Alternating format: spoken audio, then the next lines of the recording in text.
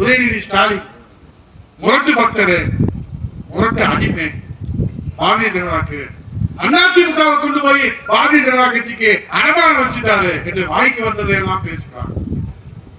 ஒரு பொதுச் செயலாளர் தேர்தலுக்கு பிறகு பொதுச் செயலாளரை மாற்றி விடுவார்கள் என்று ஒரு பச்சை பொய்யை இந்த திருமணத்துல வந்து சொல்லிட்டு போறாரு ஸ்டாலின் அவர். ஒரு கட்சி தலைவர் இப்படி பேசலாமா?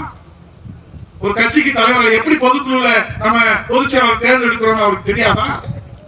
நம்முடைய பொதுக்குழு உறுப்பினர்கள் எல்லாம் ஒன்று கூடிதானே எங்களுடைய நிரந்தர பொதுச் செயலாளர் அண்ணா திராவிட முன்னேற்ற கழகத்தின் காவல் தெய்வமாக புரட்சி தமிழர் ஐயா எடப்பாடியார் அவர்களை இந்த அண்ணா திராவிட முன்னேற்ற கழகத்துடைய பொதுக்குழு செயற்குழு தேர்ந்தெடுத்தத ஸ்டாலினுக்கு தெரியாதா? நான் இப்ப சொல்றேன், அம்மா திருக்கோயில் என்று சொல்றேன். இந்த 2026 சட்டமன்ற தேர்தல் திமுக தோக்கும்.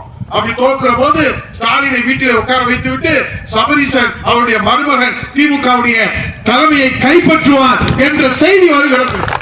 வரலாறு இருக்கு, ஆந்திராவில் நடந்திருக்கு.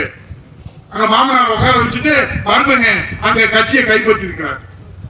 அந்த வரலாறு தமிழ்நாட்டில் தொடர்வதற்கு ரொம்ப நேரம் ஆகிவிடாது. ஸ்டாலின் அவர்களை நீங்க அதிமுகவை கவலைப்பட்டு திமுகவை பறி கொடுத்துறாதீங்க.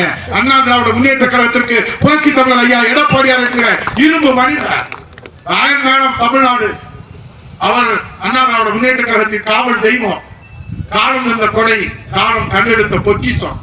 அவர் பாதுகாத்துக்குவார். நீங்க திமுக பத்தி கவலைப்படுங்க. ஆடு நனைகிறதுன்னு ஓனாய் கவலைப்பட தேவையில்லை.